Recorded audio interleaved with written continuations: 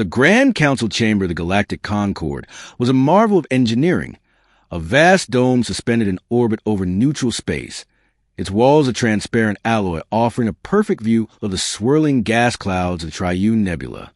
Inside, the representatives of over 67 sapient species convened, their forms ranging from towering insectoids to amorphous gelatinous masses, their voices translated into harmonious understanding by the chamber's neural interface.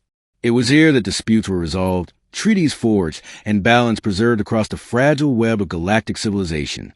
It was also here, on that fateful day, that the Council witnessed something they would never forget.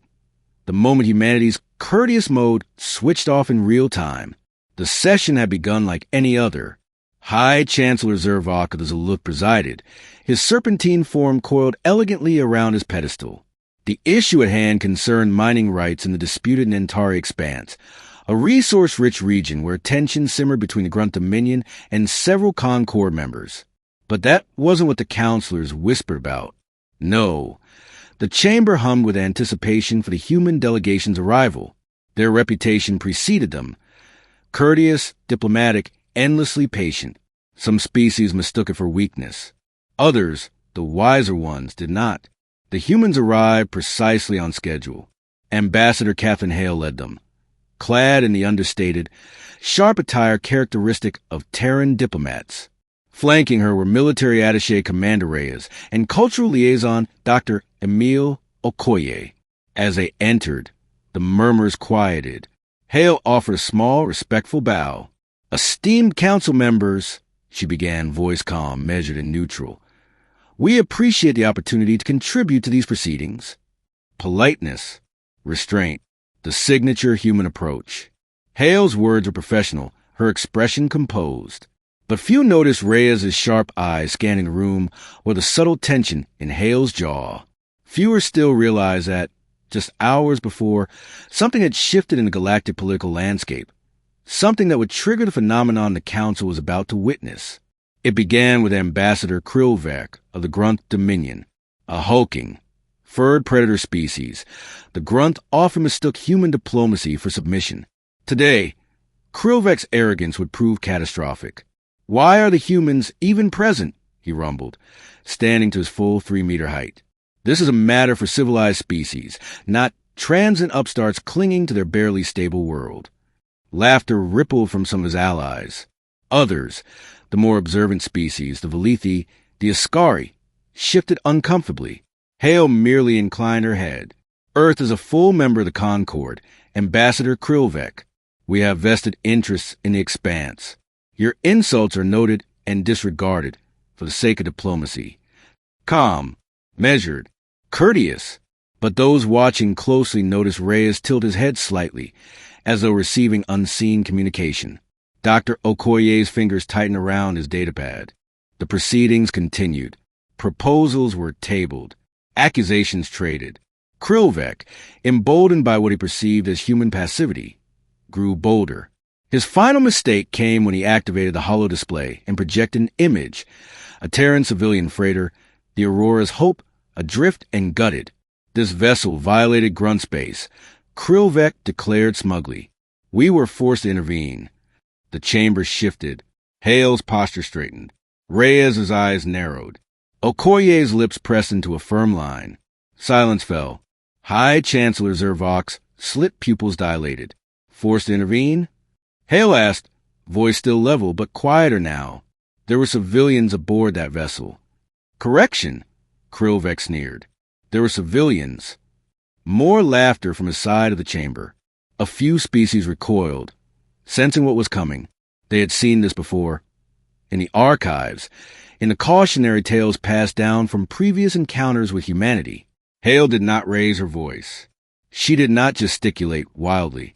Instead, she reached into her datapad, tapped a command, and a secondary holo display flickered to life. It showed a real-time feed, Earth Orbital Command, military vessels mobilizing, the unmistakable profile of a Terran warship emerging from its shipyard. Not a standard diplomatic escort, not even a patrol frigate. It was Zeus class. The humans called them Peacebringers. The rest of the galaxy called them Planet Killers. Hale's eyes remained fixed on Krillvek as the image hovered in the center of the chamber. Her voice, when she spoke, was stripped of all warmth, all politeness, reduced to pure, surgical precision. The transformation was complete. Courteous mode off. Ambassador Krillvek, your actions have resulted in the deaths of 492 Terran civilians, including 37 children. As per Article 17 of the Concord Charter, you have committed an act of war against a member state. Earth is, as of this moment, disengaging all diplomatic courtesies. The words settled over the chamber like a physical weight. The Valithi emissary emitted a low trill of alarm. The Askari delegate pressed his lower limbs together in a gesture of dread. They had studied humanity's history. They knew what came next. Krillvek scoffed. Bluster, your warships are still weeks from. Correction. Reyes interrupted, for the first time stepping forward. His voice was colder than deep space. The Aegis of Sol translated into an Nantari expanse 19 minutes ago. It has orders to secure all Terran assets and neutralize any threat. You broadcast the destruction of our freighter across open channels. That gave us cause. That gave us coordinates. Krillvek's confident sneer faltered. His claws flexed, muscles tensing beneath his fur. That's impossible. Your ships aren't. Fast! Okoye interjected, his tone almost clinical. You believe that lie. Most of the Concord did. We encourage it. His eyes, usually warm, were cold steel now, because this is what happens when humanity stops being courteous. The chamber's main hollow display shifted again. Now it showed an Nantari expanse. Dozens of Grunt warships clustered around the disputed asteroid fields. And then the Aegis of Sol arrived. It was colossal, bristling with weaponry that seemed to distort space itself. The Grunt vessels scrambled. They opened fire. The Council watched, powerless, as particle lances and plasma torpedoes lit up the void. But the Aegis shrugged them off like gnats. Its retaliation was precise, devastating, and merciless. Grunt warships blossomed into expanding debris fields. Their fleet unraveled in real time, broadcast across the chamber for all to see. Krillvek's bravado crumbled into barely concealed panic. This is a breach of Concord. Incorrect, Hale said, her voice the steady metronome of inevitability. Article 17. You committed an act of war. We responded. The Concord prohibits offensive war. What you are witnessing is justice.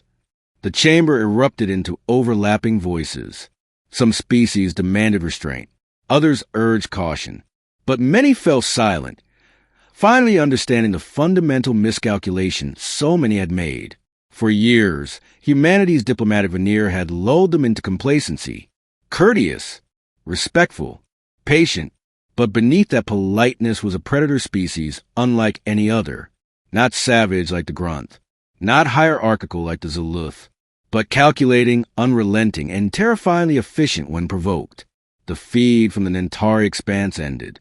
The Grunt fleet was gone, reduced to twisted metal and drifting wreckage. The Aegis of Sol remained, unscathed, holding position over the disputed zone. Hale turned to the Council. Earth remains committed to peace, she declared, each word sharp as a blade. But let it be known, our courtesy is a choice, not a weakness. We extend it freely. We withdraw it absolutely. Krillvek stumbled back to his seat, his allies offering no support now, their eyes fixed on the humans as though seeing them for the first time. High Chancellor Zervok's voice slithered through the silence. Council, I believe the message has been received. It had. The session adjourned soon after. But the legend spread far beyond the Council chamber. Across star systems and sectors, the tale was whispered of how the humans, so maddeningly polite, so frustratingly restrained, had shown the galaxy what happened when their courteous mode turned off. It wasn't shouting. It wasn't threats. It wasn't bluster. It was calm. It was calculated. It was devastating. And the galaxy never forgot it.